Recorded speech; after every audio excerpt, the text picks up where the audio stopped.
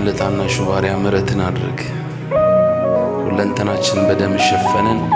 የትኛውም ጨለማ በኢየሱስ ስም የተወገደ ይሁን፣ የተጠረገ ይሁን። ከፊታችን ሊቋቋመን የወጣ ክፉ ሁሉ በስም ስልጣን ይቅለጥ። በኢየሱስ ስም የቀለጠ ይሁን። በኢየሱስ ስም የተበተነ ይሁን። የትኛውም ጨለማ የተበተነ ይሁን። የትኛውም ጨለማ በብርሃን ይመታ። የትኛውም ጨለማ በብርሃን ይመታ። የትኛውም ጨለማ በብርሃን ይመታ። የትኛውም ጨለማ በብርሃን ይመታ። የትኛውም ጨለማ በብርሃን ይመታ። የእግዚአብሔር መንፈስ እንደወደድክ ተናግረን፣ ለሰሚውም ለተናጋሪውም ጸጋን ስጥ። እናመሰግንሃለን። ክብር ለገናናው ስም ይሁን። በኢየሱስ ጌታ ስም ጸለይን፣ አሜን። ሃሌሉያ። መጽሐፍ ቅዱሳችንን በማቴዎስ ምዕራፍ 25 ላይ እናውጣና ለእግዚአብሔር ቃል ክብር ቆመን እናነባለን። ከቁጥር 1 እስከ ቁጥር 13 ድረስ እናነባለን። በጌታ ስም አነባለሁ። እንደዚህ ይላል። በዚያን ጊዜ መንግሥተ ሰማያት መብራታቸውን ይዘው ሙሽራውን ሊቀበሉ የወጡ 10 ቆነጃጅትን ትመስላለች። ከእነርሱም 5ቱ ሰነፎች 5ቱም ልባሞች ነበሩ። ሰነፎቹ መብራታቸውን ይዘው ከእነርሱ ጋር ዘይት አልያዙምና፣ ልባሞቹ ግን ከመብራታቸው ጋር በማሰሯቸው ዘይት ያዙ። ሙሽራውን በዘገየ ጊዜ እንቅልፍ አላቸውና ተኙ። እኩለ ሌሊትም ሲሆን እነሆ ሙሽራው ይመጣል፣ ትቀበሉት ዘንድ ውጡ የሚል ውካታ ሆነ። በዚያን ጊዜ እነዚያ ቆነጃጀት ሁሉ ተነሱና መብራታቸውን አዘጋጁ። ሰነፎቹም ልባሞቹን መብራታችን ሊጠፋብን ነው፣ ከዘይታችሁ ስጡን አሏቸው። ልባሞቹ ግን መልሰው ምናልባት ለእኛና ለእናንተ ባይበቃስ፣ ይልቅስ ወደሚሸጡ ሄዳችሁ ለራሳችሁ ግዙ አሏቸው። ሊገዙም በሄዱ ጊዜ ሙሽራው መጣ። ተዘጋጅተው የነበሩትም ከእርሱ ጋር ወደ ሰርግ ገቡ። ደጁም ተዘጋ። በኋላም ደግሞ የቀሩት ቆነጃጅት መጡና ጌታ ሆይ ክፈትልን አሉ። እርሱ ግን እውነት እውነት እላችኋለሁ አላውቃችሁም አለ። ቀኒቱንና ሰዓቱን አታውቁምና እንግዲህ ንቁ። እግዚአብሔር ቃል ክብር ሰጠን። እግዚአብሔር አመስግነን እንቀጥላለን። ሃሌሉያ። የምናገርበት ሐሳብ 10 ቆነጃጅት በሚል ነው። እስቲ 10 ቆነጃጅት በሉ።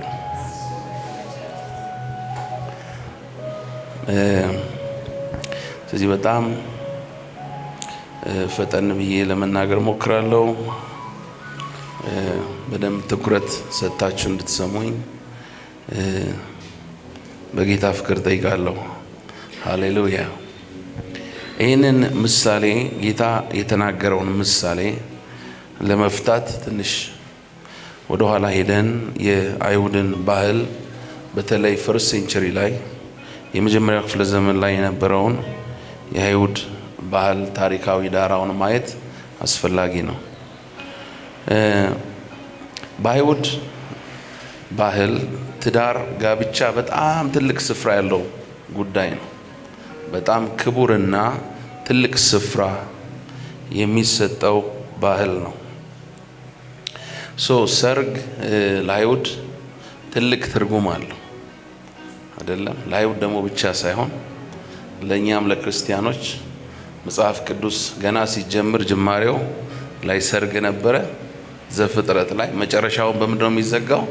በሰርግ ነው አይደለም? በሰርግ ነው መጨረሻው፣ በበጉ ዘር ሰርግ ማለት ነው። በአይሁድ ታሪካዊ የባህል ወይም ደግሞ በመጀመሪያው ክፍለ ዘመን የነበረው ጋብቻን አስመልክቶ ሁኔታ እንዲህ ይመስላል። ሁለቱ ተጋቢዎች ወይም ደግሞ አንድ ወንድና አንድ ሴት እድሜያቸው ለጋብቻ ሲደርስ ብዙ ጊዜ በቤተሰብ ብለሲንግ የቤተሰብ አዎንታን ወይም ደግሞ ሽታን አግኝቶ ነው ጋብቻው ፎርዋርድ የሚሄደው ወደፊት የሚሄደው እና እጮኝነት ይደረጋል። እጮኝነት ከተደረገ በኋላ አሁን ልጅስ ላይክ መጽሐፍ ቅዱስ ሉቃስ ላይ የጌታችን እናት ማርያምን በእጮኝነት ዮሴፍ አጭቷት እንደነበረ መጽሐፍ ቅዱስ ይነግረናል። ከዛ በኋላ እጮኝነት ውስጥ ከተሳሰሩ በኋላ ያ ወንድም ወይም ደግሞ ያ ወንድ ያቺን ሴት ቤተሰቧ ጋር ትቶ ነው ወደ ቤተሰቡ መሄደው ማለት ነው። እና ቤተሰቡ ጋር ይሄድና ቤት ማዘጋጀት ይጀምራል። እየሰማችሁ ነው? ከዛ ቤት መስራት ማዘጋጀት ይጀምራል። ወደፊት አግብቶ ሚስቱን የሚያኖርበትን ቦታ ቤት ስፍራ ማዘጋጀት ይጀምራል ማለት ነው። መጽሐፍ ቅዱስ ዕብራውያን 3:4 ላይ እያንዳንዱ ቤት በአንድ ሰው ተዘጋጅተዋል፣ ሁሉን ያዘጋጀ ግን እግዚአብሔር ነው ይላል። አሜን ሃሌሉያ። ቤትን ማዘጋጀት ይጀምራል። የራሱን ቤተሰብ ለመመስረት ማለት ነው። እና ቤተሰብ ከዚህ በኋላ ወደ ዝግጅት ይገባል ማለት ነው። እና የሰርጉን የሚያዘጋጀው ማን ነው ብዬ በጠይቃችሁ የተለያየ ግምት ልትነግሩኝ ትችላላችሁ። መጽሐፍ ቅዱስ ላይ ማቴዎስ ምዕራፍ 22 ቁጥር 1 ላይ ጌታ ኢየሱስ ክርስቶስ እንደነገረን ምሳሌ ማለት ነው መንግስተ ሰማያት ለልጁ ሰርግ ያደረገን ንጉስ ትመስላለች እንደሚል ሰርጉን የሚያዘጋጀው አባት ነው። የሙሽራው አባት ሰርጉን ማዘጋጀት ይጀምራል ማለት ነው። እና ሰርጉን ካዘጋጀ በኋላ የሚሆነውን የሰርጉን ዕለት ቀን የሚወስነው ሙሽራውና ሙሽሪት ሳይሆኑ የሙሽራው ማን ነው? የሰርጉ አዘጋጅ የሆነው አባት ነው።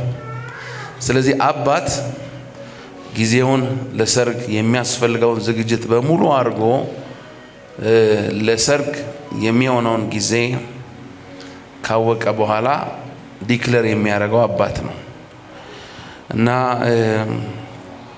ሳምንት እንደዚህ ወይ 2 ሳምንት በጣም አጭር ጊዜ እንደዚህ አካባቢ ሲቀረው እንደዚህ አካባቢ ኤግዛክት መሆን ያው የተለያዩ ሪፈረንሶችን የተጠቀምኩት። ስለዚህ እንደዚህ አካባቢ ላይ ለሙሽሪት ቤተሰብ ይነገራል ወይም ደግሞ ሙሽሪት ይነገራታል ማለት ነው። እንግዲህ ሰርጉ ተቃርቧል፣ ስለዚህ ዝግጅት አድርጊ ይባላል ማለት ነው። እንግዲህ ይሄ ከተነገረ በኋላ ሙሽሪት ስራዋ የሚሆነው መዘጋጀት ብቻ ነው። የሰማችሁ ነው? መዘጋጀት ብቻ ነው። መታጠብ፣ መታጠን፣ መኳል፣ መዋዋብ ነው ስራዋ የሚሆነው። እና በዛን ጊዜ ላይ ሚዜዎች 10 የተለመደ ነው። ያን ጊዜ 10 የሚጠጉ ሚዜዎች እችን ሙሽሪት የሚረዱ የሚንከባከቡ እና የሚያስፈልጋትን ሁሉ ነገር የሚያደርጉላት 10 ሚዜዎች ይኖሯታል ማለት ነው። እድሜያቸው ከ14 እስከ 18 የሚጠጋ ከሷ 3-4 ዓመት የሚያንሱ ማለት ነው። እንግዲህ በደም እንዲያገለግሏትም ሊሆን ይችላል። ደግሞ እነሱም ነገ ስንዳር እያሉ እያሰቡ እንዲቆዩ ያደርጋቸዋል ማለት ነው። ከዛ በኋላ ዝግጅቱ በሚደረግበት ጊዜ በቃ ጊዜው ከታወቀ ቀኑና ሰዓቱን ደግሞ የሚወስነው አሁንም አባት ነው። አሁን የምላችሁ ነገር ጌታ ሲነግራቸው እንዴት እንደሚረዱት ይገባቸዋል። እነሱ ባህላቸው ስለሆነ ከአባት በቀር ማንም አያውቅም ጊዜው ሲላቸው በባህላቸው ስለሚያውቁት ኦፍ ኮርስ ግራ አይላቸው፣ ጥያቄ አይፈጥርባቸው። ገብቷቸዋል። ስለዚህ ኦሬዲ ዝግጅቱ አልቋል። ሙሽራው ሊመጣ ነው። ነገር ግን ቀኑን የሚወስነው ማን ነው? አልኳችሁ? አባት። እና አባት ሬዲ ነው ሲል በዛን ዘመን ላይ የተለመደው ሌሊት ላይ ነው ሙሽራው መሄደው። ሬዲ ነው አሁን ሂድ ልጄ ሲለው ሌሊት ላይ ሙሽራው ተዘጋጀ ነው። አብረውት ያሉ አጃቢዎች ሚዜዎቹ አንድ ላይ ሆነው እኩለ ሌሊት ላይ ነው የሚሄዱት። የተለመደ ነበር ይሄ የመጀመሪያው ዘመን የአይሁድ ባህል ላይ። ስለዚህ እኩለ ሌሊት ላይ ይሄዳል ማለት ነው። ይሄዳል። ከዛ ሙሽሪት ጋር ሲደርሱ እነዚህ አጃቢዎቹ ሚዜዎቹ መለከት ይዘው ነው የሚሄዱት እና በአይሁድ ባህል ደግሞ መለከት በጣም ትልቅ ቦታ ያለው ነው እና መለከት ይነፋሉ እና ሁካታ ጌታ ይሆናል ብሎ እንዳለው ማለት ነው። እና አጃቢዎቹ ቀድመው ይሄዱ መለከት ይነፋሉ። ሙሽራው ደረሰ መጣ ሲባል ያው ሙሽሪት ተዘጋጅታለች ለመወሰድ ሬዲ መሆን ነው በቃ ከሷ የሚጠበቀው። ከዛ በኋላ ያ መለከት እንደተነፋ ሙሽራው ሙሽሪትን ይዟት የት ነው የሚሄደው? ሰርጉ የተዘጋጀበት ስፍራ። የት ነው ሰርጉ የተዘጋጀው? አባት ቤት፣ የሙሽራው አባት ቤት። ስለዚህ በዛ ሌሊት ሲሄዱ አሁን ቆንጆቹ ወይም ደግሞ ሚዜዎቹ አንድ ዋና ስራ አላቸው፣ ትልቅ ስራ አላቸው። ይሄ ስራ ምንድነው? መብራት ማብራት ነው። ይሰማል? መብራት ምን ማድረግ ነው? ማብራት ነው። እና ይሄ መብራት ደግሞ ምን ይፈልጋል? ዘይት ይፈልጋል። ለምን ዘይት ይፈልጋል? ለሁለት ነገር። አንደኛው ዘይት የሚፈልገው ሰርጉ ወደ ሰርጉ ስፍራ ለመሄድ ሙሽሪት በምታደርገው ጉዞ ውስጥ መብራታቸውን አብርተው ነው የሚቆዩት። እነዚህ ሚዜዎች በማንኛውም ጊዜ ይመጣል።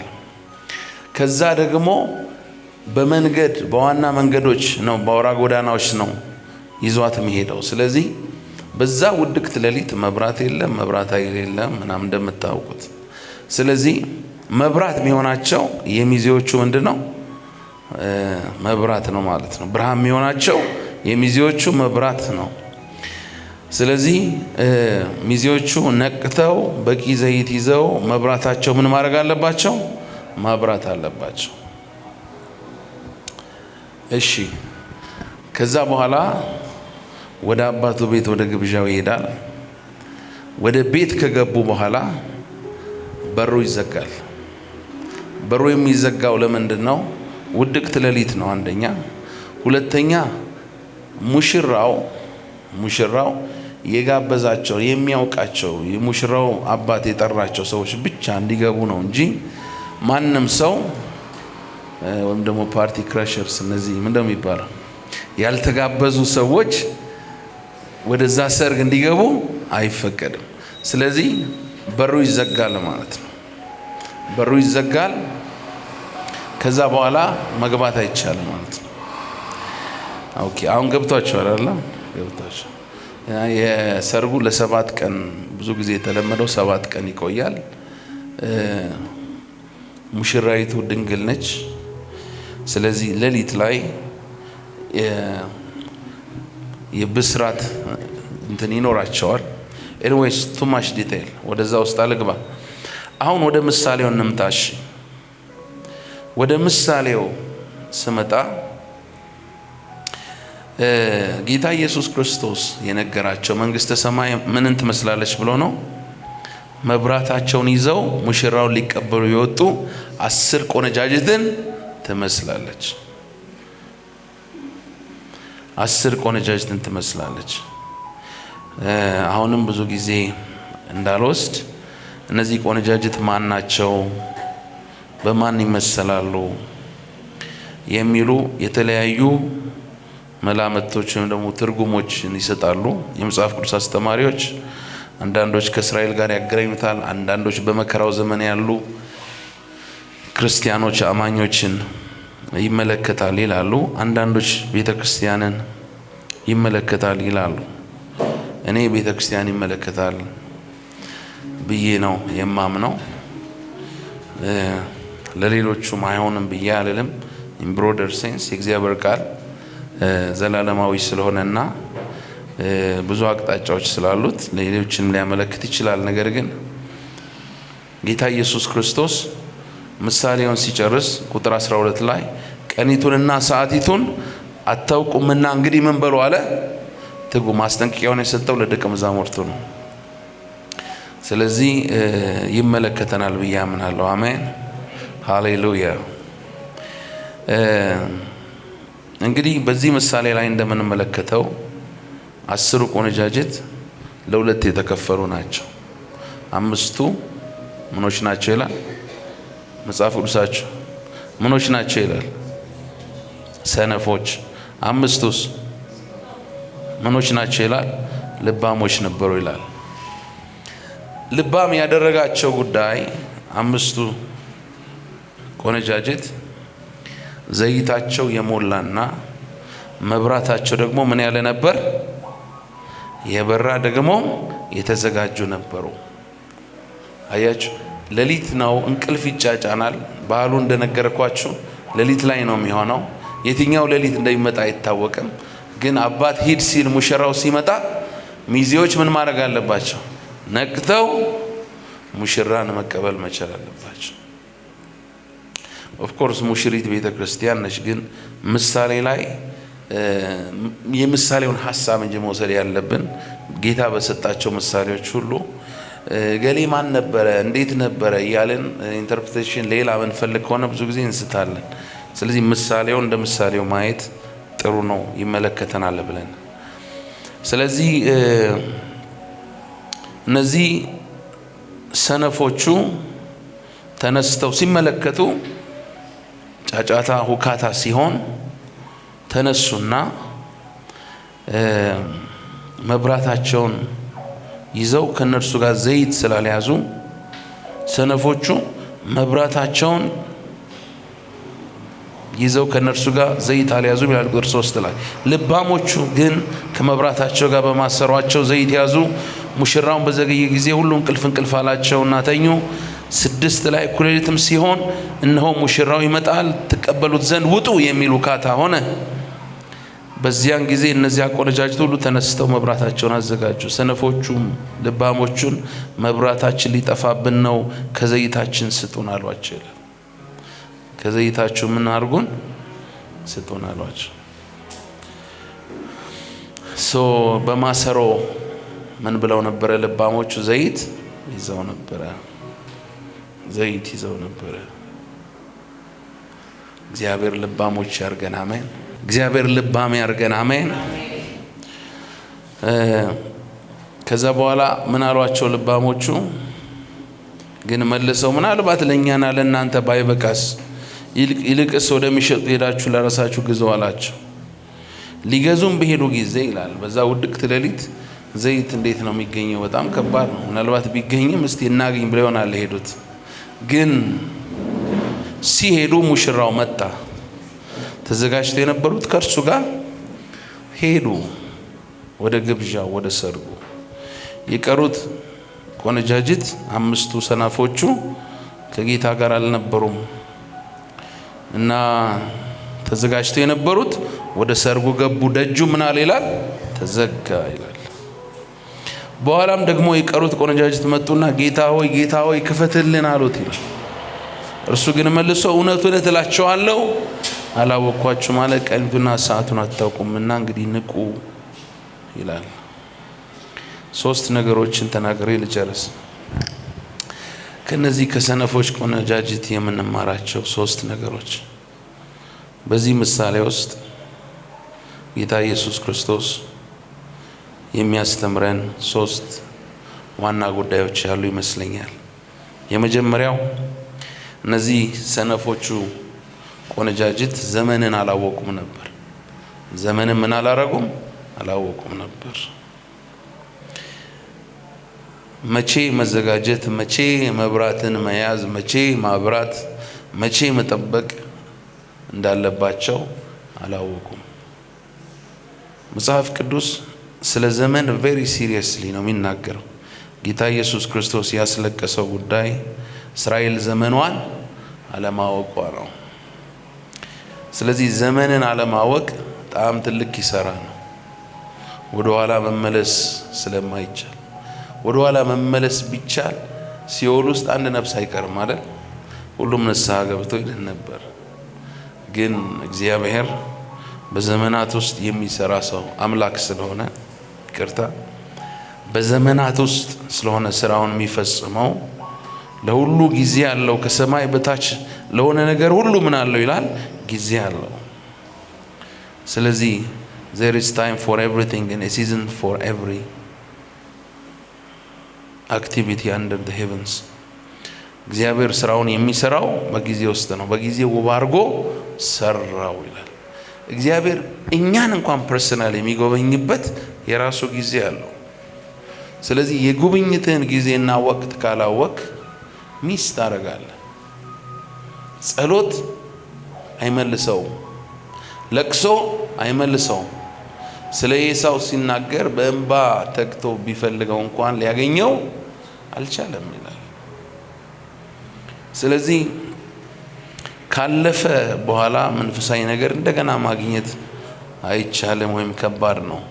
ለዚህ ነው አንድ ጊዜ ይህንን ሰማያዊ መንፈስ የቀመሱትን ነገር ግን ወደ ኋላ የተመለሱትን መመለስ ከባድ ነው፣ አስቸጋሪ ነው የሚለው ለዚህ ነው። ለምን they missed መጽሐፍ ቅዱስ ቀኖቹ ክፎች ናቸውና ዘመኑ ምን አድርጉ ይላል? ዋጁ ይላል። ስለዚህ በክፉ ዘመን እንደምንኖር ማወቅ አለብን። ይሰማል? ደግ ዘመን አይደለም የሚጠብቀን፣ ደግ ዘመን ላይ አይደለም ያለ ነው። ምንድነው ዘመኑ? ክፉ ነው። ስለዚህ በክፉ ዘመን ላይ ነቅተን ምን ማድረግ እንዳለብን ማወቅ አለብን። ዛሬ ድምጹን ብትሰሙ ልባችሁን እልከኛ አታድርጉ። ሁለተኛ እነዚህ ሰነፍ ቆነጃጅት ከነዚህ ሰነፍ ቆነጃጅት የምንማረው የመጀመሪያው ምንድነው አልኳችሁ? ዘመንን አለማወቅ። ዘመንን አለማወቅ። ዘመኑን አታውቁም ብሏቸዋል ጌታ ፈሪሳውያን። ዘመንን አለማወቅ፣ የዝግጅት ጊዜ አለማወቅ። ስለዚህ በመጸለያ ጊዜ ይተኛሉ ማለት ነው። ብዙ ክርስቲያኖች እንደሚያደርጉት በማንበብ ጊዜ የቃሉ ማዕድ በተዘጋጀ ጊዜ መተው አይመገቡም። ግራ ሲገባቸው እግዚአብሔርን ይፈልጋሉ። የብዙ ሰው ህይወት እንደሱ ነው።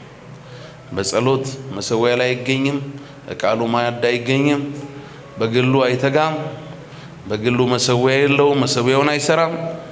ሲቸገር ብቻ እግዚአብሔር ትዝ ይለዋል የሆነ ሁኔታ ውስጥ ሲገባ። የዝግጅት ጊዜን ማለት አለማወቅ ትልቅ ኪሳራ አምጥቶባቸዋል። ዘመንን አለማወቅ። ሁለተኛ ስንፍና ነው። ከነዚህ ሰነፍ ቆነጃጅት ራሱ ሰነፍ ቆነጃጅት ተብለዋል። ግን ሰነፍ መሆናቸው እነሱም አያውቁም። አይገርምም? የሳተ ሰው መሳቱን አያውቅም። ሰነፎች ናቸው ይላቸዋል። ግን ሰነፍ መሆናቸውን አያውቁም። ምናልባት እነሱ የሚያውቁት ምንድነው? ጎበዝ መሆናቸውን። ከሌሎቹ እኩል ብርሃን አብርተዋል፣ ደናግል ናቸው ይላል። ስለዚህ ሞስት ፕሮባብሊ እነዚህ ሰዎች የጌታን ነገር የሚያውቁ እንደሆኑ ትረዳላችሁ ማለት ነው። ፍጻሜያችን እግዚአብሔር ያሳምርልን እና ስንፍና የተጫናቸው ነበሩ ማለት ማዘጋጀት ያለባቸውን ነገር በጊዜያቸው ውስጥ ተግተው የሚያዘጋጁ አልነበሩም። ትጋት ከህይወታቸው የራቀ እንደነበረ እንመለከታለን። እነዛ ልባሞቹ መብራታቸውን ብቻ ሳይሆን ጥንቅቅ ብለዋል፣ ተዘጋጅተዋል፣ መብራታቸው በርቷል። ከዛስ በማሰሮ ደግሞ እንደገና ምን ይዘዋል? ዘይት ይዘዋል። ዘይት የመንፈስ ቅዱስ ምሳሌ ነው። ብርሃን ደግሞ ጌታ ኢየሱስ በማቴዎስ ላይ እንዳለን መልካሙ ስራችሁን አይተው በሰማይ ያለው አባታችሁን ያከብሩ ዘንድ ብርሃናችሁ በሰው ሁሉ ፊት ምን ይበል? ይብራ። ስለዚህ በሰው ሁሉ ፊት ሊበራ ይገባል። ብርሃን ማለት ለክርስቶስ የምንኖረው የህይወት ምሳሌ ነው። የክርስቶስ ህይወት ምሳሌ ነው። የዓለም ብርሃን ነው ኢየሱስ። የሚከተለኝ የህይወት ብርሃን ይሆንለታል እንጂ ወደ ጨለማ አይመጣም ብሎ እንዳለው ማለት ነው። ስለዚህ ትጋት ይጠይቃል በመንፈስ ቅዱስ ለመሞላት። መጽሐፍ ቅዱስ ቃሉን የሚሰማ የማያደርገውን ቢኖር የተፈጥሮ ፊቱን በመስታወት የሚያይ ሰው ይመስላል ይላል ያዕቆብ ምዕራፍ 1:23 ላይ። ራሱን አይቶ ይሄዳል፣ ወዲያውም እንደምን እንደሆነ ይረሳል። መስታወት ላይ ታችሁ ታስቡታላችሁ፣ መልካችሁን አታስቡትም አይደል? ስንወጣ እንረሳዋለን አይደለም? የእግዚአብሔር ቃል የማያደርገው እንደዚህ ነው ይላል። ሰምቶ ይረሳዋል። ስለዚህ በህይወቱ ላይ ኢምፓክት አያመጣም። ነገር ግን ይላል ቁጥር 22 ላይ ቃሉን የምታደርጉ እንጂ ራሳችሁን እያሰታችሁ የምትሰሙ ብቻ አትሁኑ። በውስጣችሁ የተከለውን ቃል በየዋህነት ተቀበሉት፣ ነፍሳችሁን ማዳን የሚችለውን ይላል። ስለዚህ ዝግጅት፣ ተግቶ መዘጋጀት፣ ስንፍናን ማስወገድ፣ ስንፍናን ወግድልኝ ማለት ይጠይቃል። ጌታ ኢየሱስ ስለመጨረሻው ዘመን ሲናገር በተደጋጋሚ ተዘጋጅታችሁ ኑሩ ብሎናል። ማቴዎስ 24:44 ለም ላይ ታገኙታላችሁ። የሰው ልጅ በማታስቡበት ሰዓት ምን ይላል? ይመጣል። እሱ ይመጣል። ካልሆነ መቼ እንደምንጠራ አናውቅም። ተዘጋጅቶ መኖር አስፈላጊ ነው። ወታደር ሁሌ ንቁ መሆን አለበት ታውቃላችሁ። እና አንድ ሰው ሲናገር የሰማሁት ምንድነው፣ የደርግ ወታደር ነበርና ሌሊት ቼክ ይደረጋል። እና ቼክ ሲደረግ አንድ ኮርነር ላይ አለ ከጓደኞቼ ጋር ድክም ብለው ስለነበር ተኝቻለሁ አለ። እና መጀመሪያ ደግሞ ጥግ ላይ ነው የነበርኩ አለና መጡና ከአንገቴ ላይ ማሰሪያውን አወጣው። ክላሽ ነበር ያስወጣና ሲወስዱት አልነቃውም አለ። ብቻ ጠፊ ነው ያነቃኝ አለ። ቻ ሲያደርጉልኝ አለ። ከዛ ነቃው አለ፣ ተነሳው አለ። ከዛ የወረደብኝ ዱላ አለ። ከዛ በኋላ እስር ቤት ታሰርኩ አለ። ብዙ መከራ ውስጥ ከተቱት። ኤኒዌይስ ሁልጊዜ ምን መሆን አለብን? ዝግጁ። ምን መሆን አለብን? የተዘጋጀን፣ ብርሃናችን የበራ አሜን፣ በመንፈስ ቅዱስ የተሞላን። መንፈስ ይምላባችሁ እንጂ በወይን ጠጅ አትስከሩ። ስለዚህ ሁልጊዜ በመንፈስ ቅዱስ ለመሞላት ምን ማድረግ አለብን? መጸለይ። ምን ማድረግ አለብን? መጸለይ፣ ቃሉን መመገብ፣ ቃሉን ሜዲቴት ማድረግ፣ ከእግዚአብሔር ጋር ሁልጊዜ ኮኔክትድ መሆን ይጠይቃል።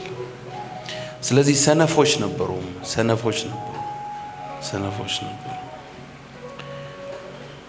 ስፐርጀን ስለ ትጋት ሲናገር ጠንክሮ መስራት ማለት ዋናና ሁሉንም ነገር የሚሸፍን ነገር ሊሆን ይችላል። ነገር ግን የእግዚአብሔርን አገልግሎት ስናገለግል ጠንክሮ መስራት ብቻ ሳይሆን በሸክም ትኩረት ሰጥቶ በጋለ ልብ መስራትን ይጠይቃል አለ። ልባችን በእሳት መንደድ አለበት አለ። the heart must be on fire አለ። በእሳት የነደደ መሆን አለበት። ስለዚህ በጣም በነቃና በሸክም ምን ተጋ መሆን አለብን ማለት ነው። እግዚአብሔር ይርዳን። አሜን። ስለዚህ ትጋት የላቸውም። መጀመሪያ ምን አያደርጉም? ዘመንም አያውቁም እነዚህ ሰዎች። ሶስተኛ ከመንቃት ጋር በተያያዘ ነው የምንመለከተው። የነዚህ 5 ሰነፎች የመንቃት ችግር አለባቸው፣ ያለ ማስተዋልም ችግር አለባቸው። ምን ችግር አለባቸው አልኳችሁ? የመንቃትና ያለ ማስተዋል ችግር አለባቸው። ኢቭን ዘይት እንኳን ሲጠይቋቸው ማለት ነው፣ ስጡን ዘይት የለንም። አየ በመንፈስ ቅዱስ የምትሞላበት ዘመን አለ። ደግሞ ፈልገንም እግዚአብሔር አይሆንብና ይሄን አያርግብና አሜን፣ ይሄን አያርግብና አሜን። ስለዚህ ያለ ማስተዋል ችግር አለባቸው። አንደኛ ቆሮንቶስ 16:13 ላይ ንቁ፣ በሃይማኖትም ቁሙ፣ ጎልምሱም፣ ጠንክሩም ይላል። ኤፌሶን ምዕራፍ 5 ሁላችንም የምናውቀው ቃል የሚነግረን ቁጥር 13 ላይ 14 ላይ አንተ የምትተኛ ምን በል? ንቃ፣ ከሙታንም ተነስ፣ ክርስቶስ ምን ይልሃል? ያበራልሃል። ከሙታን ተነስ፣ ከኃጢአት ምልልስ ተነስ፣ ከጨለማ ምልልስ ውጣ፣ ከድካም ህይወት ውጣ፣ ውጪ። ክርስቶስ ምን ይልሃል? ያበራልሃል።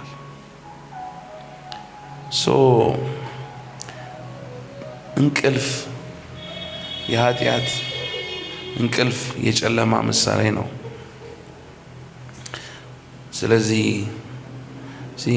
እነዛን ጎበዞቹን እንኳን ተፈታትኗቸዋል አይደል? እንቅልፍ ምን አለባቸው ይላል? ወደቀባቸው ይላል። ግን መብራታቸውን እንደያዙ ዘይታቸውን እንደያዙ ነበርና ዝግጆች ስለነበሩ ዘመን አላለፋቸው። እግዚአብሔር ይርዳን። አሜን። ስለዚህ ምን ማድረግ አለብን? መንቃት። አንድ ሰው